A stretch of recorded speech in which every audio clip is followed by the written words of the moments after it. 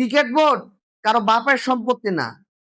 দেশটা যেমন কারো বাপের না, ক্রিকেট বোর্ডও ভাই কারো বাপের না। ক্রিকেট বোর্ড সবার। আসসালামু আলাইকুম। বিডি ক্রিকেট আড্ডার পক্ষ থেকে আমি রকি আছি আপনাদের সাথে। এই মুহূর্তে যারা আমার এই ভিডিওটি দেখছেন সবাইকে জানাচ্ছি আন্তরিক শুভেচ্ছা এবং অভিনন্দন। রাত পড়লেই বাংলাদেশ আয়ারল্যান্ড সিরিজের প্রথম টি-20 ম্যাচ। তো বাংলাদেশ টিমের জন্য দোয়া এবং ভালোবাসা রইল। তো আজকে আর ভিডিওটা আমার বানানোর যেটা উদ্দেশ্য সেইটা নিয়ে আমি আসলে দুটো কথা বলবো। দেখেন, আজকে লিটন কুমার দাস বাংলাদেশের টি-20 ফরম্যাটের ক্যাপ্টেন।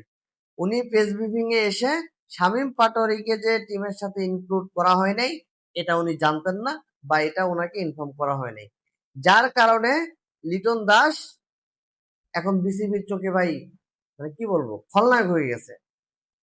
গাজী আশরাফ হোসেন লিবু ভাই নির্বাচক প্যানেলের প্রধান নির্বাচক, উনি লিটন দাসকে মিথ্যাবাদী প্রমাণ করলেন।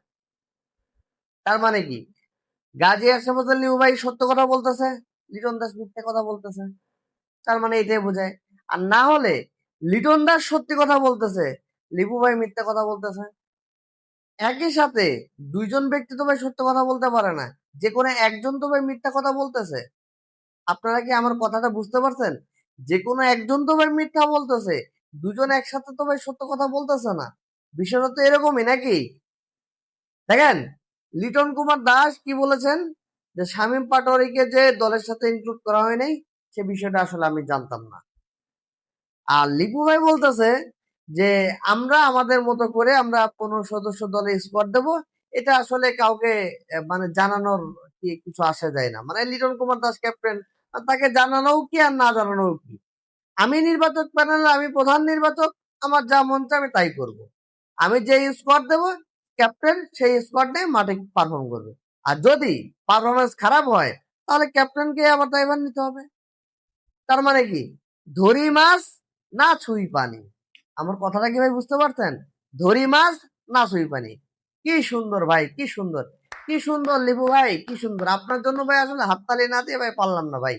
আপনি এই নির্বাচক প্যানেলের প্রধান নির্বাচক না হয়ে যদি যদি আপনি কোনো নাটক বা সিনেমার যদি একজন ডিরেক্টর হতেন তাহলে ভাই খুব ভালো হতো। আমরা ভাই অ্যাটলিস্ট খুব ভালো ভালো নাটক দেখতে পারতাম। মানে আপনারা কি এখানে মানে সবকিছু মানে ক্যাপ্টেনের উপরে দায় চাপাবেন, প্লেয়ারদের উপরে দায় চাপাবেন, মাঠে পারফর্ম না করলে প্লেয়ারদের দোষ। আপনাদের কাজটা কি? আপনাদের কাজটা কি রে ভাই? একটু বলেন আমাদেরকে। আপনারা যে বিসিবিতে এতগুলো পরিচালক আছেন, আপনি নির্বাচক প্যানেলের প্রধান নির্বাচক, তাহলে আপনার কাজটা কি? আপনি অন্য সদস্যের স্কোয়াড দিবেন, অথচ কোচ আর ক্যাপ্টেনের সাথে আলাপ করবেন না। মানে কোচ ক্যাপ্টেন জানবে না যে তার এই যে সামনে যে সিরিজ খেলা হচ্ছে কোন 15 জন খেলবে, এটা ক্যাপ্টেন জানতে পারেন না। আপনাদের কথা মতো তো তাই বোঝাচ্ছে তার ক্যাপ্টেন ভাই কিছু না, আমার মনে ইচ্ছা হয়েছে আমি 15 সদস্য স্কোয়াড দিয়ে দিয়েছি, এই 15 জন সদস্য নিয়ে ক্যাপ্টেনকে খেলতে হবে। এটা পৃথিবীর কোন দেশে ভাই দেখছেন? পৃথিবীর কোন দেশে এরকম দেখছেন যে আপনার টিমে কারা কারা খেলবে ক্যাপ্টেন জানেন না? এরকম কোথাও দেখছেন? ভাই আমি দেখিনি। আমার একটা কথা ভাই মনে পড়লো, 2017 সালের দিকে, তখন মাশরাফি বিন মুর্তজা, মাশরাফি ভাই তখন ক্যাপ্টেন ছিলেন। তখন আপনার আমাদের হেড কোচ ছিল চান্দিকা হাতুরে সিং এ। তো একটা সিরিজে শ্রীলঙ্কার সাথে সম্ভবত, ওই সিরিজে আমাদের অ্যাওয়ে সিরিজ ছিল। অ্যাওয়ে সিরিজে মাহমুদুল্লাহ রিয়াদকে 15 সদস্যের দলে নেওয়া হবে না, মানে 15 সদস্যের স্কোয়াডে মাহমুদুল্লাহ রিয়াদকে নেওয়া হবে না। আর মাশরাফি ভাই কি বলেছিলেন যে মাহমুদুল্লাহ রিয়াদকে যদি না নেওয়া হয় তাহলে আমি ক্যাপ্টেন্সি করব না। বিসিবি চাপে পড়ে সেই দিন মাহমুদুল্লাহ রিয়াদকে ঠিকই কিন্তু 15 সদস্য স্কোয়াডে নিতে বাধ্য হয়েছিলেন। কেন? কারণ আমাদের তখন ক্যাপ্টেন ফ্যান্টাস্টিক মাশরাফি বিন মুর্তজা ছিলেন। মাশরাফি বিন মুর্তজা, মাশরাফির প্রশংসা কেন করি জানেন? কারণ মাশরাফির যেভাবে গুড ক্যাপ্টেন্সি করছে ভাই, এইটা আমরা যারা খেলা দেখেছেন, মাশরাফির যারা ক্যাপ্টেন্সি দেখেছেন তাদের ভাই মনে আছে। একটা টিমের একটা টিমের 15 জন সদস্যের মানে বটবৃক্ষের মতো ছায়া দিয়ে সবসময় রাখতেন।